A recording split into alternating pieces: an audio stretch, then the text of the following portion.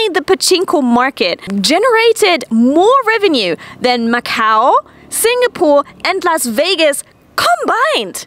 You can exchange those tokens to money. So you're not doing a direct trade for money, and that's where the loophole comes in. Hey guys and girls on Ask Japanese, it's Kathy Cat. Greetings from Tokyo. Have you ever been to a casino? Or maybe got all posh and fancy and went to the race course? Or something similar? Now, when people think about gambling, horse racing and similar things, their eyes get like dollar signs, right? While researching, I actually found out that quite a lot of Japanese people are, however, struggling with a gambling addiction. A lot more than I thought. Actually, Japan is infamous for a lot of people having a serious issue with gambling.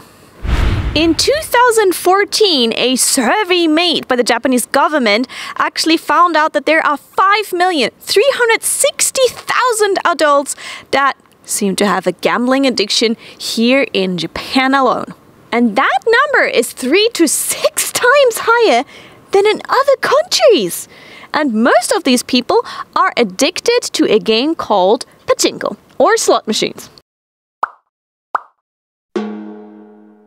Which means one of these machines for every 30 people here. To compare how much that really is, around the world are 7,200,000 of these gambling machines, which means Japan owns 64%. That's a lot.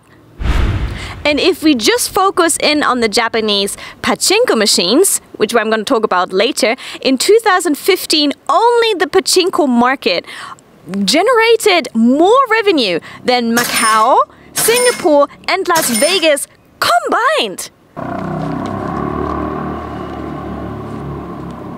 And unfortunately, we have a lot of people who are now addicted to gambling here in Japan. About 80% of the addicted people are male, 20% are female. And some of the things that happen due to that is family breakdowns, divorce ratio going up, and bankruptcy. And what's more, the adrenaline, the rush, that feeling can actually cause arterial sickness or serious mental health issues. But you know what really surprised me the most is actually the fact that gambling for money in Japan is generally illegal. So how is it so popular? But in the case of pachinko, they found an interesting loophole in the law. Because in theory, you're actually not gambling for money. Let's explain this. Pachinko machines are generally brightly colored machines with loads of flashing lights, and what you get out of these machines are little steel balls. Now, these little steel balls can actually not get exchanged for money directly. Those little steel balls will then later on get exchanged for tokens. And these tokens, if you go outside of the center, usually somewhere around the corner in the neighborhood, there will be a TUC center, kind of like with a yellow logo. And there, you can exchange those tokens to money. So you're not doing a direct trade for money. And that's where the loophole comes in. And that's also another reason why those steel balls, you're not allowed to take out of any pachinko place here in Japan. And many actually try to make sure that only their pachinko balls stay in the building, which means they have logos on the balls as well to prevent people stealing them or to prevent people from bringing others in and trying to make money with that.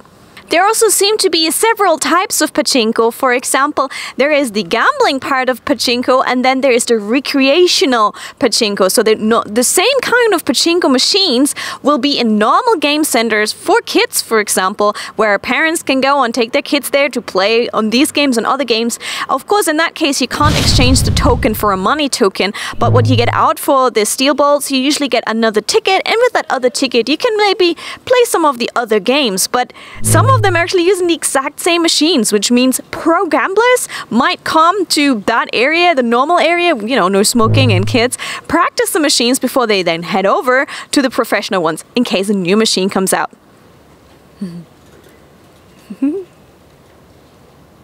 And one of the things that's really surprising is that famous franchises have started making pachinko machines and sold them then to those pachinko amusement game centers, so people will actually keep playing them. And famous franchises have made millions and millions by releasing their own pachinko machines. For example, as number one, the biggest selling one is Fist of the North Star, followed by Neon Genesis Evangelion in place 2. And trust me, they made millions of dollars with just selling those machines. And you probably heard it before that the anime industry is financially struggling a lot. There's not a lot of money in anime and a lot of studios are struggling, so some actually rely on the income that they get from making pachinko machines as well on top of just the anime. Because of the negative effects that gambling can have on the people and their fortune, pachinko places used to have a very bad image, but over the last couple of years they tried to get a better image. They tried to give back a little bit to the people in the community. For example, if there's a big fireworks festival and people are on the way home and they want to use the bathroom, they're free to just go in and use the bathroom. Don't worry about it at all whatsoever. Here, have some tissues. They're trying to change their image over the days, but it's still gambling, and there are some issues that come with that. Common issues that people with gambling addiction struggle with: taking on loans or accumulating a lot of debt. Due to that, putting their family in crisis, which can lead to divorce or even domestic violence. Being very short-tempered and ill-natured. Being extravagant or even wasteful with money. And don't forget that Japan is a country that's known to have a lot of suicides per year, and the suicides are rising, especially nowadays, and up to 70% of a motive for suicide is often stated as financial crisis, poverty, or debt.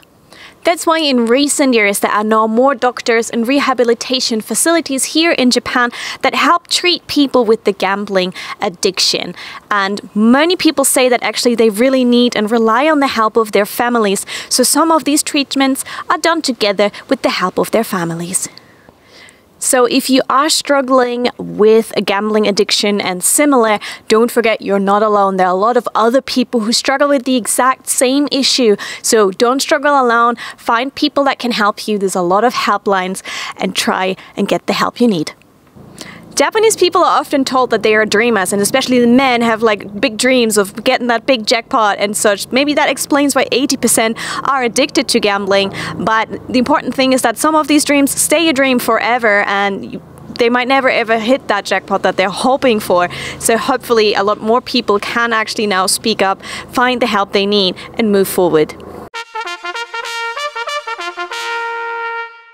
Two things that surprised me here in Japan is the way that their horse racing is treated very differently to other countries, and that they have a very unique gambling method, which is also called boat racing. Let's explain what that is.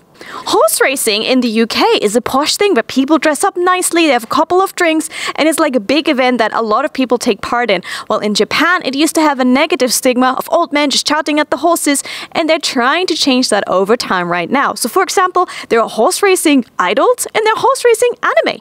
And boat racing is a very Japan and Asia specific type of gambling, on which one person actually has a tiny sports boat on which they then go around and do races. You have those boat racing jockeys. They can be male or female. Usually they compete no matter of their gender, and I actually had the chance to ride on one of those boats by a professional of those jockeys. It was a real cool experience. If you're curious about that one, there is a video about that one on my channel in case you want to check it out.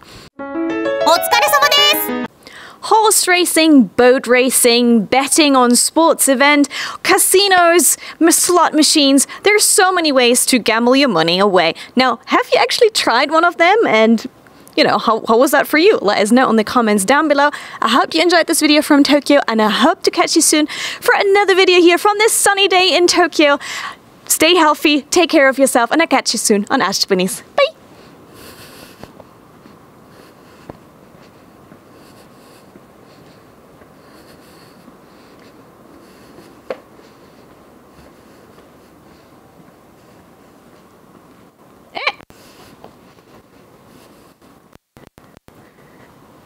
Oh,